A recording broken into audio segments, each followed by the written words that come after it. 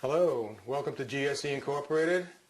We're manufacturers of the G.S.E. AR15 M16 family of weapons. Today we're going to show you who are not familiar with the maintenance and field stripping of this weapon. We're going to field strip it, we're going to clean it, and we're going to show you how to reassemble it again. This particular weapon is one that we manufacture. It's a G.S.E. A2M4 carbine. The weapon is approximately 36 inches long. It has a 6-position telescoping stock, which is adjustable in 6 different positions, depending on your length of your arms, and for your length of pull, it's fully adjustable. We are going to start with the field strip. This weapon will first give you a quick explanation of how the weapon functions. It fires a 5.56 millimeter cartridge, which is standard NATO, or .223 Remington cartridge. It is a gas-operated weapon.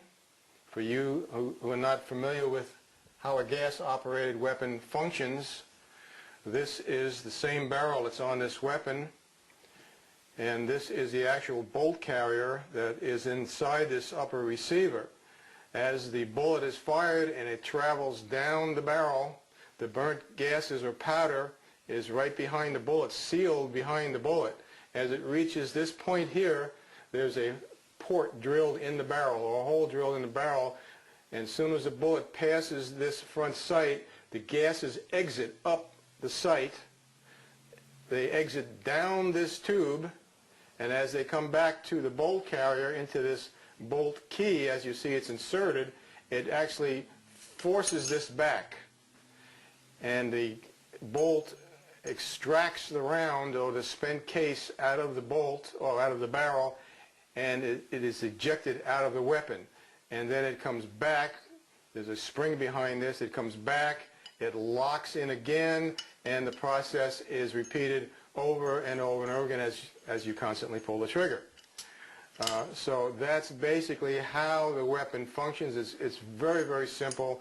It was an excellent design, very well thought of. There's no gas piston moving in this weapon like most weapons do have. It was actually incorporated into the bolt and carrier itself. So again, it travels back, it hits this bolt carrier, it forces the bolt back, the round is ejected, then it comes back, forced back with a spring, and the process just continues on and on and on. So what we're going to do now is we're going to field strip this weapon, AR15. It's a standard carbine, and the first thing you're going to do is you're going to break the weapon open by pulling the rear takedown pin. There's 2 pins. There's a takedown pin. The front pin is called a pivot pin. The rear takedown pin is pulled. It will not come all the way out. That's as far as it will come. There's a pin and a detent in there to stop it so it won't come out, obviously, so you won't lose it. They call this the pivot pin because obviously the weapon pivots open on the front pivot pin. So now what you're going to do is we're going to start with the upper receiver. We're going to clean the barrel, and we're going to clean the bolt carrier assembly. You can actually disassemble this whole weapon if you want to. It's a lot easier if you pull the front pivot pin as well. It also will stop. It will not come out. But when you do pull that out, the whole weapon disengages the upper from the lower. This is the upper receiver. This is called the lower receiver. So now it makes it a lot easier to clean the barrel and the bolt carrier assembly. And to get the bolt carrier out, all you need to do is just simply press the latch on the charging handle, pull it just ever so slightly, and out comes the bolt carrier. Very simple. You can also remove the charging handle if you want to clean that as well, which you'll need to do because we're going to need to clean the inside of the upper receiver. So the very first step we're going to take is we're going to clean the barrel. Now it's very important that you clean these barrels, even if you only fired 50 rounds, 100 rounds, what have you, because over a period of time the copper on these bullets. The bullet is actually lead, but it's covered with a copper jacket. And over a period of time, as that bullet moves up and out the barrel, the jacket, that copper on the jacket, starts to coat the wall of that barrel. So you must remove that copper buildup on the barrel, or on the inside of the bore, actually. There's many ways of doing this. There's a number of solvents on the market. I can't recommend one over the other. It's going to be pretty much up to you. A lot of people will recommend different solvents, and there's a lot of good ones on the market. Hops number 9 is my favorite. It's a nitro solvent. It'll cut through that copper in the bore.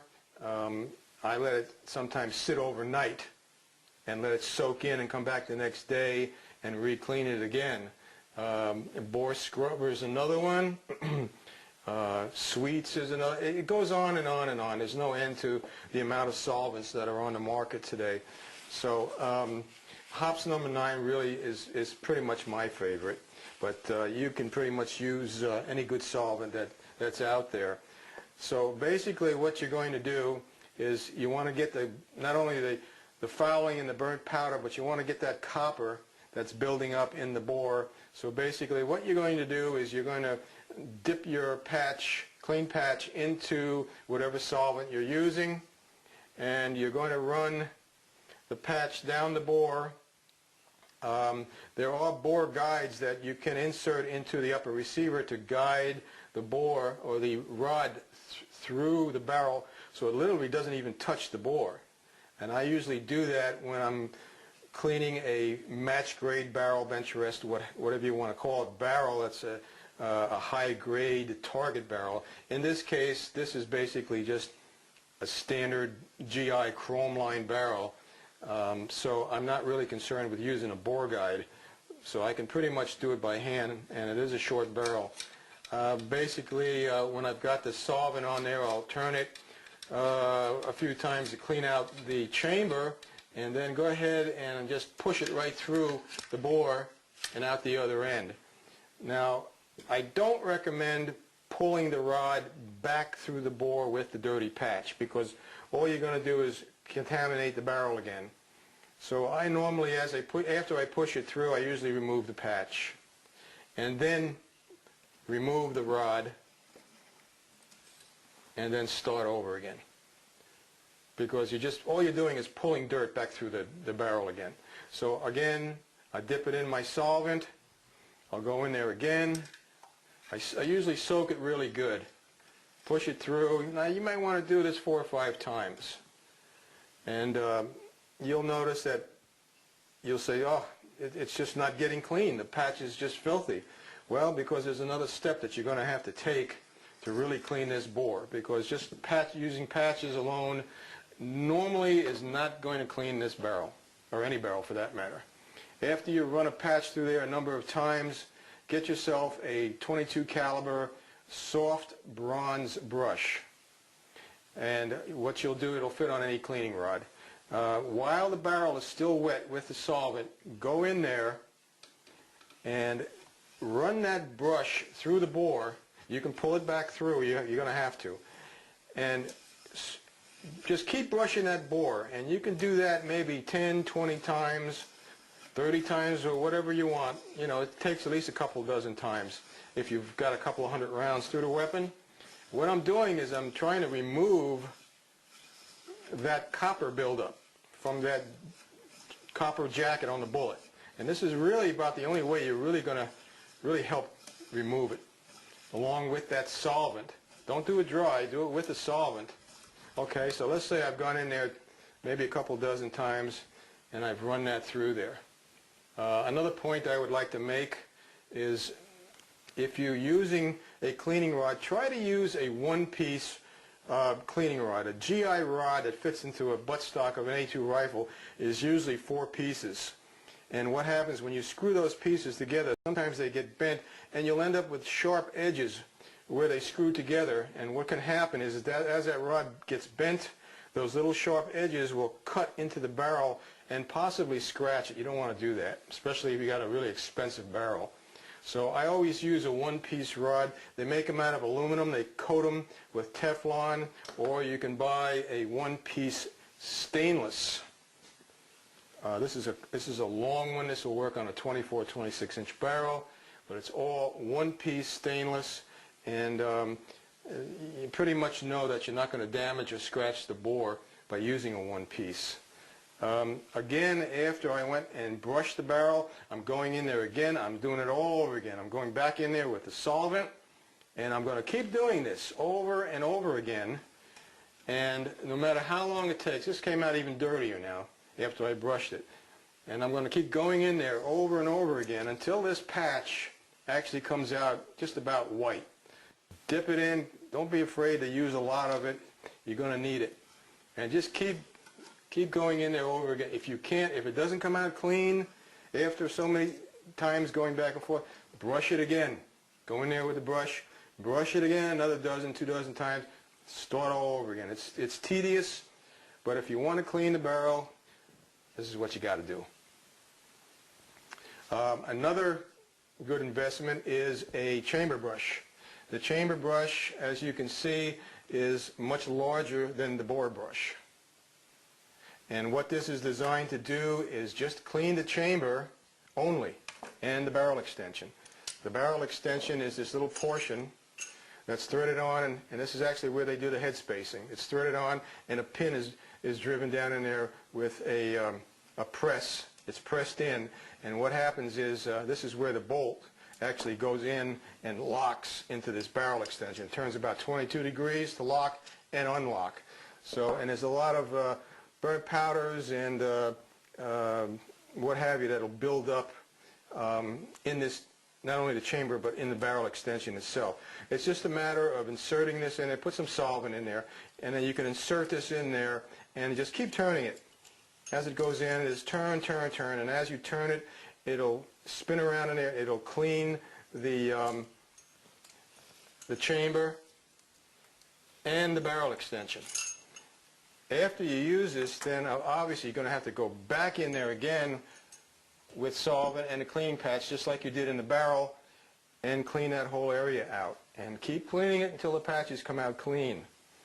Then when you're all done and you feel as though, okay, I've got it clean now, you want to flush all that solvent out of there.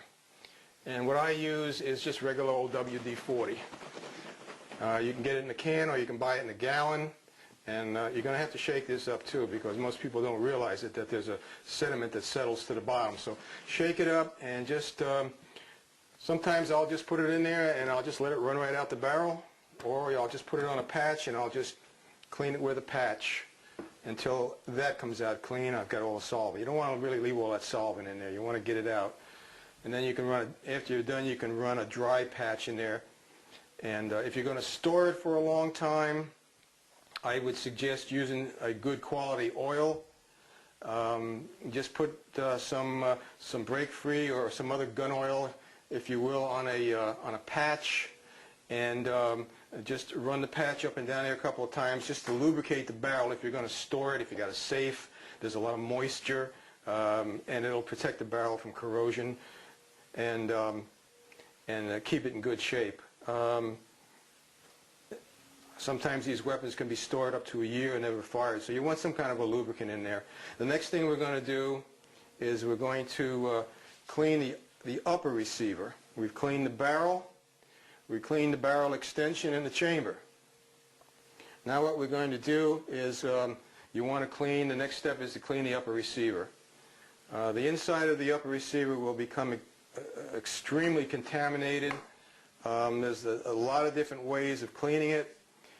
Don't use brake cleaner. You can use, if you want to pour brake cleaner down the barrel, a lot of guys do that. I don't use it, but you can. But don't get any brake cleaner inside this upper receiver. And basically, our upper receiver, there's 2 other manufacturers that use a baked-on dry film lube. And it's a dry lubricant that's baked onto the inside of the upper receiver. Brake cleaner will remove that. It will destroy it. Don't use it unless you know for sure you haven't got any of the dry film lube. You can hold it up and you can spray WD in there and just let it run out and just flush it out. That's one way of doing it. That's the way I usually do it. Or you can get a large patch. You can spray WD-40 on the patch and just go in there and clean it. Because you're gonna find that you're gonna get a tremendous amount of dirt, soot, carbon, burnt powder, you name it. It's going to be just loaded in there with it. So you want to pretty much get that as clean as you possibly can, because you've got metal against metal. You've got the bolt carrier and you've got metal against metal. So the cleaner that is and the better lubricated it is, the better the weapon is going to function. And this is a clean weapon, and look at the patch. It's why it's so hard. You think you've got them clean, you go back and clean it again, it's still dirty.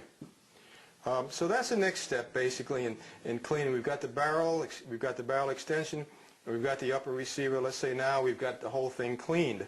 So that pretty much covers the whole weapon. If you want to clean the gas tube, and a lot of guys ask me about this, how do I clean the gas tube? Basically, most people don't know how to disassemble them. I wouldn't even attempt it. It's very simple to take out, but you're better off just leaving it in. If you get, you can use, now here if you want to use brake cleaner, you can use brake cleaner, you can use WD-40. The gas tube, if you look into the inside of the weapon, you'll see the gas tube protruding out, maybe about an inch or so.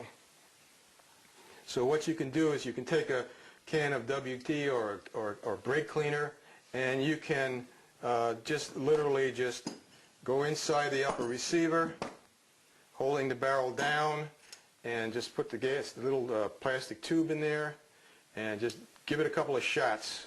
And what will happen is it'll run right out the end of the barrel. And if it pours out the end of the barrel, you're basically going to know that there's no obstructions, if you can see it dripping there. If it comes out, you'll know that there's no obstructions. Brake cleaner will do a little bit better job of cleaning that out. You don't have to do it every time, but maybe every second or third time you might want to just run some down in there. But just again, be cautious not to get any brake cleaner in that upper receiver if it has a baked-on dry film lube, because it will take it off. And it's expensive to have that sprayed and baked again. Okay, that pretty much covers the upper receiver. Just try to get it as clean as you possibly can. The next step in the upper receiver is the bolt carrier assembly. The charging handle itself, there's nothing to cleaning that. It's just a matter of just spray it down and just wipe it off, because there's no moving parts to speak of except for this little latch, but that really never gets dirty. So you can just wipe it out, wipe out this channel, wipe out the outside, and that's a done deal. There's nothing involved there. But there is a lot involved in the bolt carrier. This is where you have to be careful, and this is where you've got to make sure you try and take this thing apart and clean it, because a lot of guys, they'll fire their weapons over and over again. They'll take them apart, clean it. They'll never disassemble their bolt carriers. I've seen bolt carriers that got 1,000 rounds through them. I don't know how the weapon is still firing, but they've never taken these things apart. It has a bolt that moves, like I said, it turns approximately 22 degrees, and it moves forward and aft. Your first step involved in field stripping your bolt carrier is to remove a little cotter pin, which is called a firing pin retaining pin. And what this little pin does is it holds a firing pin in place. This, you wouldn't think, is a very critical part. If you forget to put this in here, back in after you reassemble this weapon, you're going to have some serious problems. You could have some catastrophic problems. So always remember to lay all your parts down in line. Don't just put them aside here and there. Put everything in line so you'll know that each step is in order. Okay, now we removed the firing pin, retaining pin. Now we got to get the firing pin out. And it's very simple. It's out. Just tap it on the table, firing pin falls right out. All these parts have to be cleaned. Okay, that's our second part. Our third part is a cam pin. The cam pin is designed to keep the bolt in place and runs in a cut channel in the top of the bolt carrier. The firing pin goes through a hole in this cam pin. You have to turn it 90 degrees and then just pull up on it. It'll come right out. And there's that hole where the firing pin goes through and holds it in place. This has to be cleaned as well. That's the third part. Keep it in order. Fourth part, the bolt comes right out now because all the parts have been removed. And there's your bolt. Inspect the bolt, inspect the face of the bolt, because over a period of time it's going to end up looking like this. You can see here we've got an extremely worn bolt. There's a bearing surface here that runs around the bolt, which rides on the inside of the bolt well, which forms a seal as well as the gas rings do. And as you can see, there's a lot of wear there. So keep a good eye on your bolt and wear. A good idea also is to invest in a set of headspace gauges. There's a go gauge, a no-go gauge. There's also a field gauge, which you can use to check your headspace. I'll show you that right after we get the weapon back together again. So the next step is to clean these parts. We'll start with, we've got 4 parts there, we've got 5 parts. We'll start with the bolt carrier. Of course, the outside of the bolt carrier, you can use any kind of solvent to clean it. It'll get pretty messy. WD-40, you can use nitro solvent, anything you want, anything that'll clean it. WD usually will do a good job if it's not too bad, but just get it really clean and get all of the slime and the powder and everything off of it. You can also put some WD or nitro solvent down the gas key. The gas key is where I showed you as the gas comes back down the tube, it travels down this tube and travels down in the back portion of the bolt carrier. If you push on it, this will actually move down and it hooks down into the bolt opening. And if you look down the bolt opening, you can actually see, if there's no obstruction, you can actually see the pipe cleaner. And if you can see it and move it, you'll notice there's no obstruction. And basically, you're cleaning it as well, of course. And you can just, if you use some nitro solvent or whatever you want to put in there, just go ahead and flush it out with a little WD-40 just to clean out whatever solvent you use.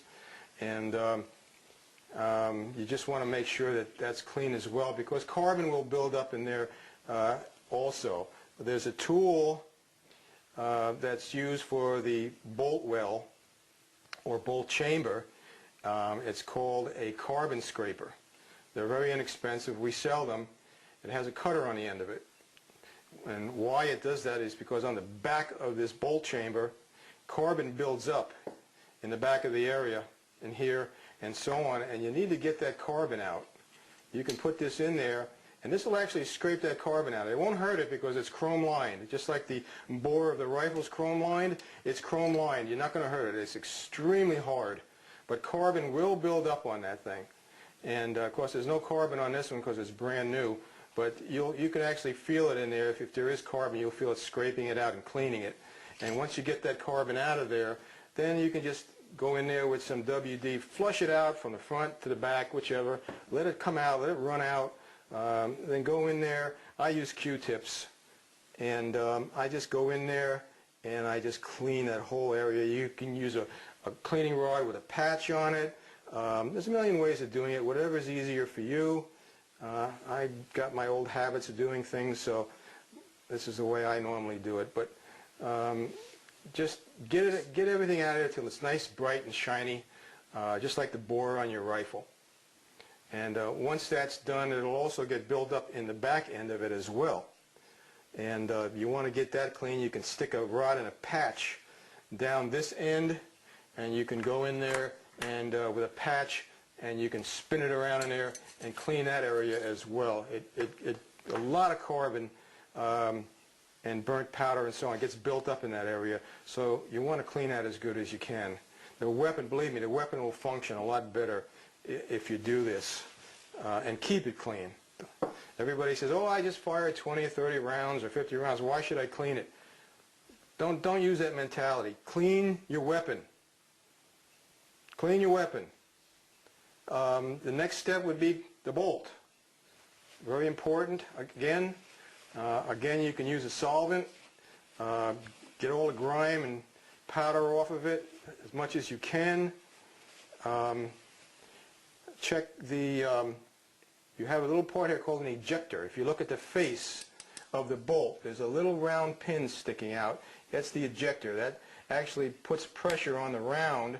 What happens is when the bolt picks up the round out of the magazine, there's an ejector and an extractor. The extractor has like a hook on it that hooks around a little rim on the cartridge. And what it does is it grabs it. And when it's hard to depress because that extractor, the ejector pin, is very stiff. But it will grab it. And what happens once it grabs it, it holds on to the round. It'll pull the spent round out. As it gets to a certain point past the ejection port, this little ejector is pushing on this round, and it'll just kick the round right out of the chamber, out of the upper receiver. So check it with a screwdriver, because you get a lot of grime, powder, you'll even get brass that's been shaven off the bottom of the cartridges. A lot of times that happens. You'll see shiny spots. Sometimes it's from the extractor pulling on this, or you'll see the whole bottom of this all shiny. You're going, what the heck's going on here? Well, you've got a problem, and the bolt's actually shaving brass off the bottom of that round, and it can get stuck in this ejector. So just get a screwdriver and then just push on it and let it go. See it? Push down, pop up. Okay, you know, okay, it's working. Sometimes if your weapon fails and it's not kicking the rounds out, first thing you do is check that ejector and see if it's stuck down or stuck in the up position. If it's not, you're in good shape. Your extractor, basically you can actually pull on it and see if it moves. It should be very, very tight. If you can move that ejector with your finger back and forth, you need to replace, what did I say, ejector? Extractor. You need to replace the extractor spring. Very small spring. This happens to be an M4 heavy-duty spring, which we sell. They designed it because they were having extraction and injection problems. So they came up with a heavier spring, which this is. We sell them, and it's a good idea to use them. Most of the springs now are a little bit heavier than they used to be, but I'll show you how to remove the extractor. There's a little hole on the side of the bolt with a solid pin, goes right through both sides. Just put a little pressure with your thumb on the extractor, push, and then you can push that pin right out. See it? Very simple.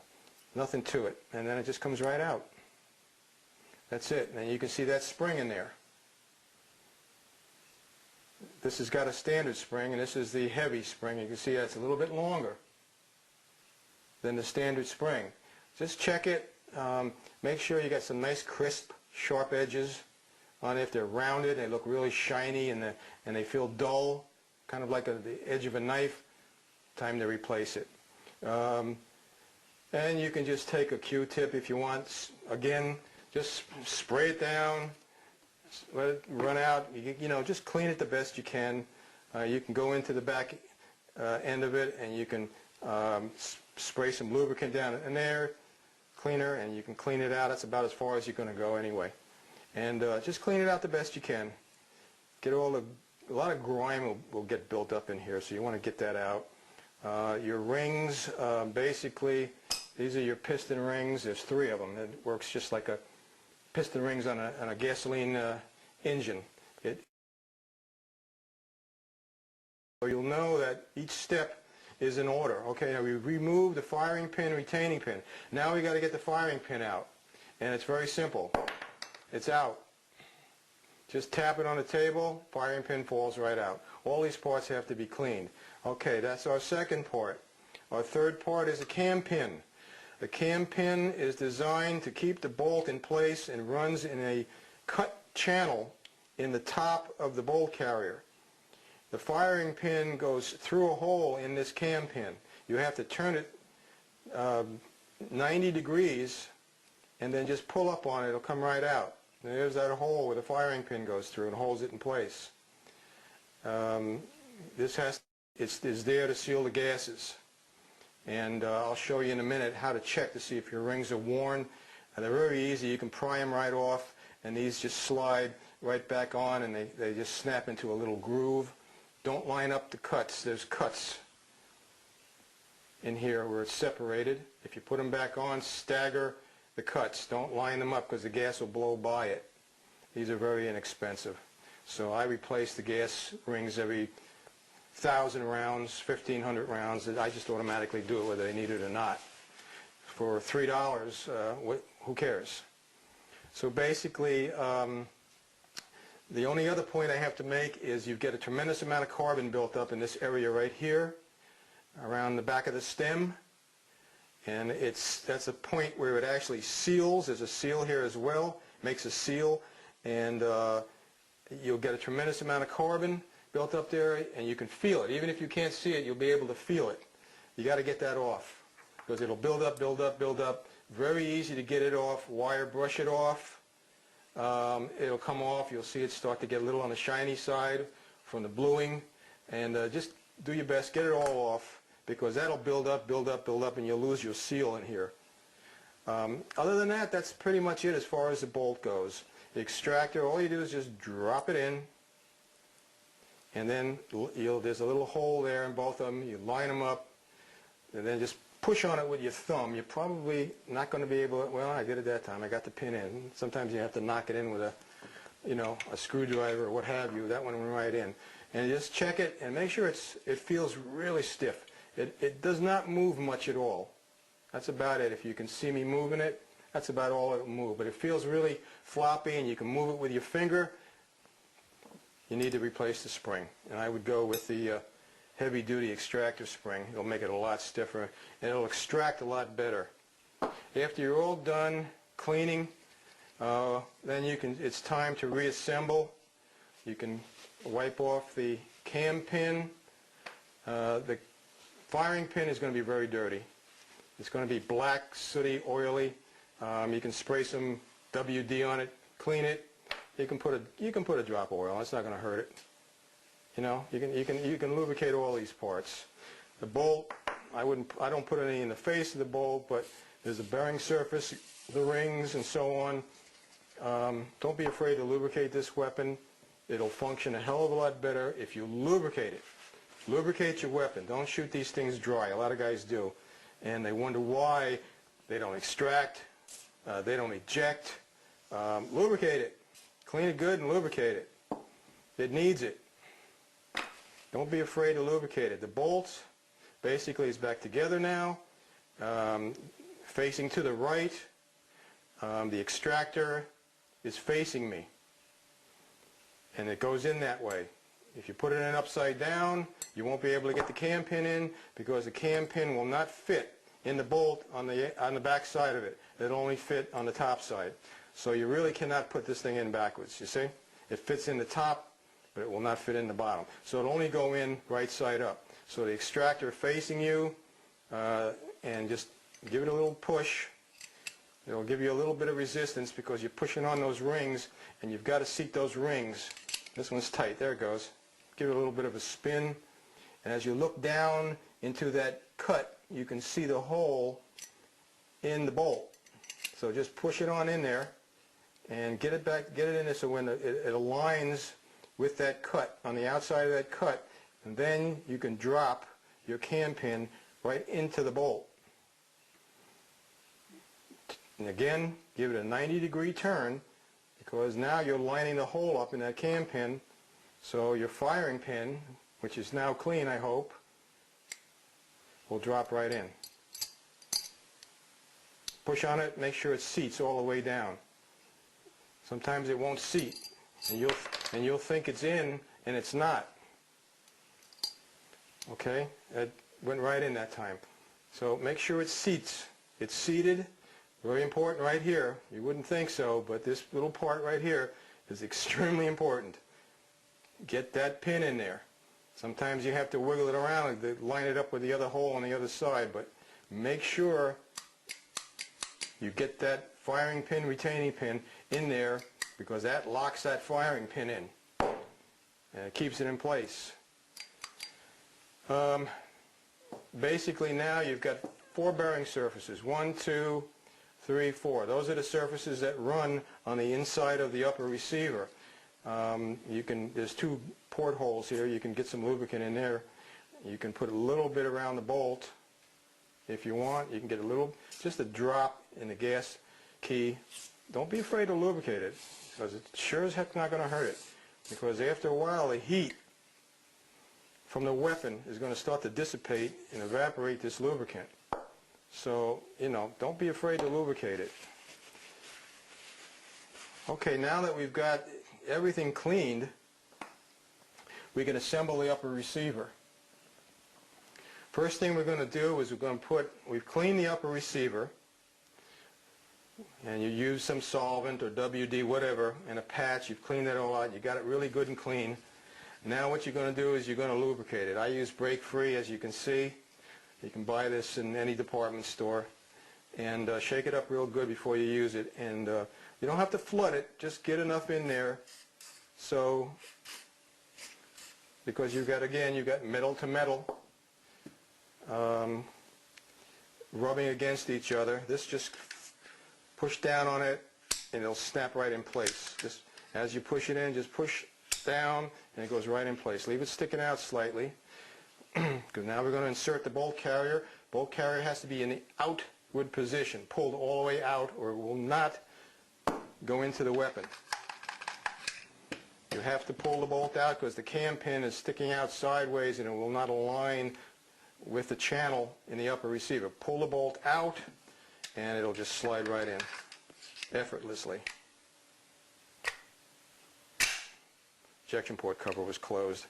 What happens is when the injection port cover is closed, when the weapon fires, it automatically will open the ejection port cover, going forward or coming back. And that's about it. As far as your headspace goes, it's really a good idea to buy a set of headspace gauges, because one, they're very inexpensive, and 2, if you buy a weapon, especially a used weapon, you don't know if this weapon has a worn chamber. You look down the bore, you see a nice bright shiny rifling. The rifling looks nice, and the guy says, "Look at the rifling. Oh, it's nice, bright and shiny." Doesn't mean a thing. It's the chamber. It's the throat in the chamber. If that throat is shot out in the chamber, your head spacing is going to be way out of whack.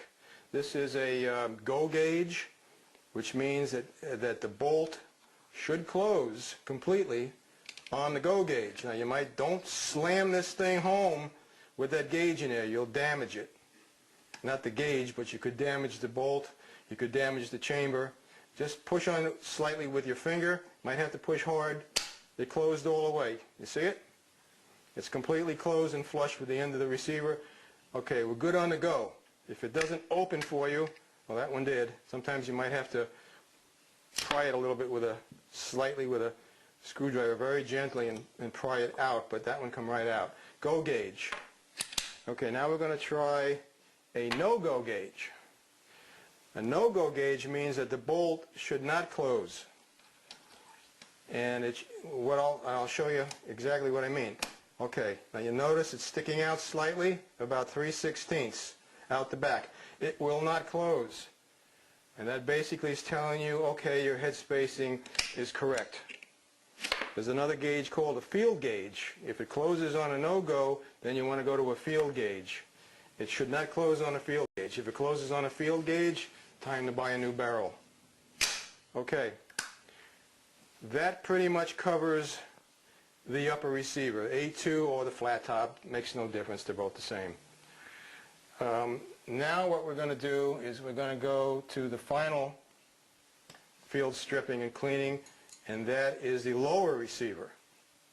Lower receiver is much more simple. There's really not much to it. You're not going to disassemble the trigger parts. There's no reason to do that. When you cock this hammer and the upper is not on it, don't pull this trigger and let this hammer go flying forward, because you could break your mag stop or your bolt stop catch, which is a casting, and it's brittle, and you can break it.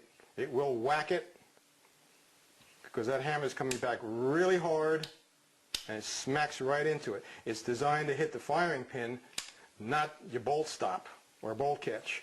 So whenever you let that go, try to hold on to it, you know, or put the safety on so it won't go forward.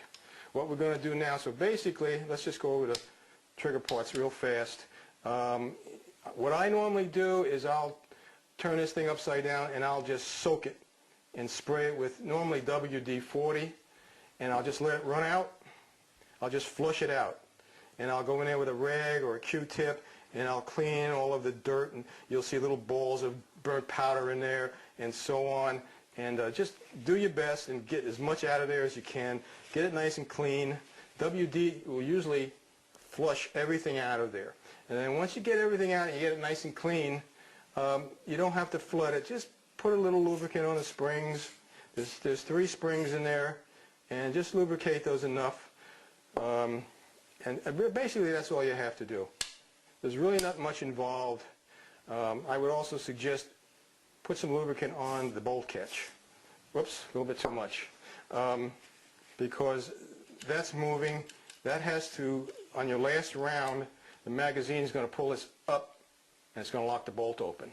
So you want to make sure that that is lubricated, free of any dirt, sand, what have you.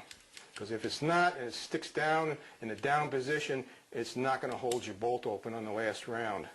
The only other thing left to do on the lower, very simple, is clean the recoil spring and the buffer assembly. There's a little pin here, a spring-loaded pin called a buffer detent.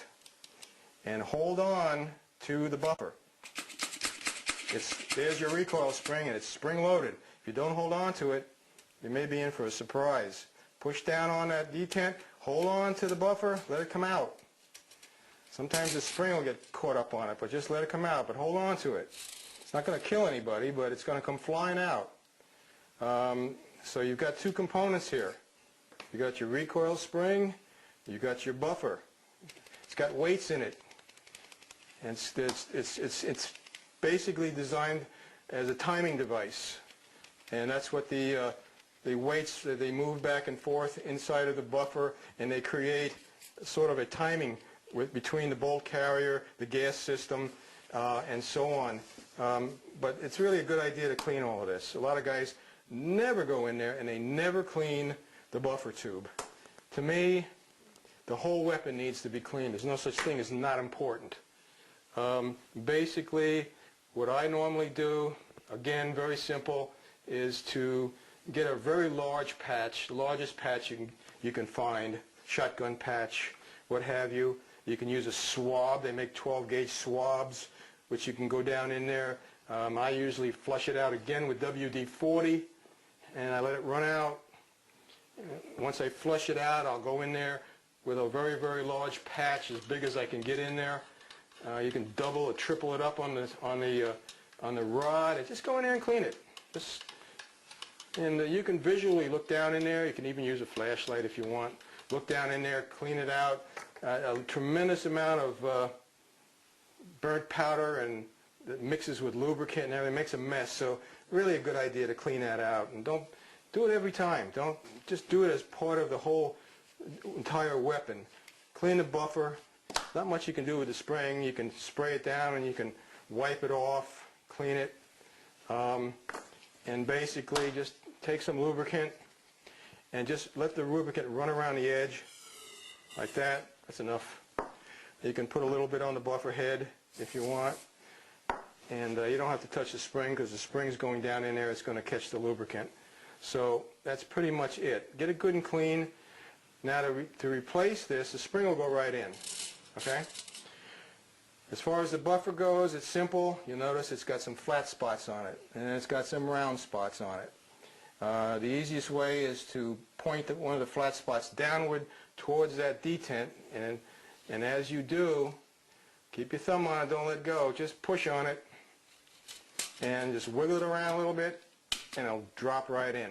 And if you want to turn it slightly so it's on the rounded portion, that's it. It's a done deal. Some guys, you know, I'm kind of a nut on lubricant. If you put too much lubricant in this weapon, your glasses are going to end up just full of oil. But basically that's it as far as the lower receiver goes. There's really nothing else to do. You do not have to lubricate this portion, even though some people do, but you're going to get oil on you. There's no reason to do that.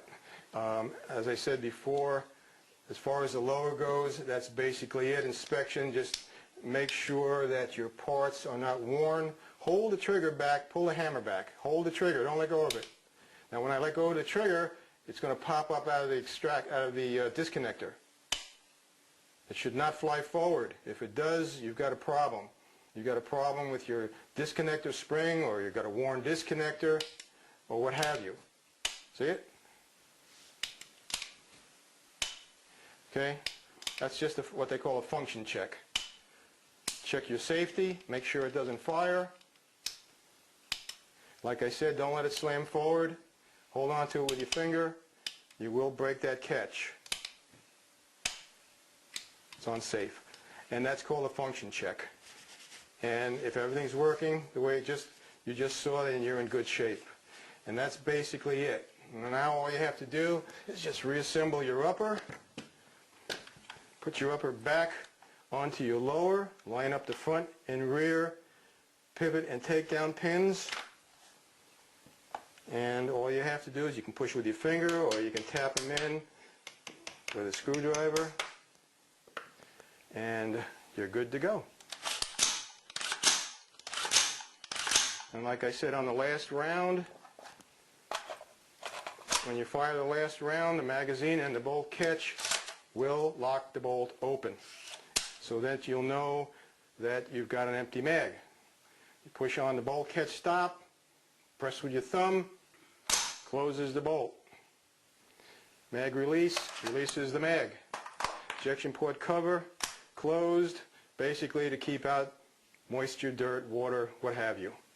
And that's it. Very simple weapon, couldn't be any simpler. So my suggestion is follow those instructions. Every time you fire it, clean it, lubricate it, and you're good to go. Your weapon will continually function, hopefully without any problems, and it will never let you down. And thank you very much for watching. And you'll see on the screen below me, you'll see our website address. Visit our website. Gunsmoke Enterprises, G.S.E. Incorporated. We're in Florida. All of our weapons, all of our accessories are on the website. AR15.TV. Pay us a visit. We've also got a machine gun video up there if you want to see that.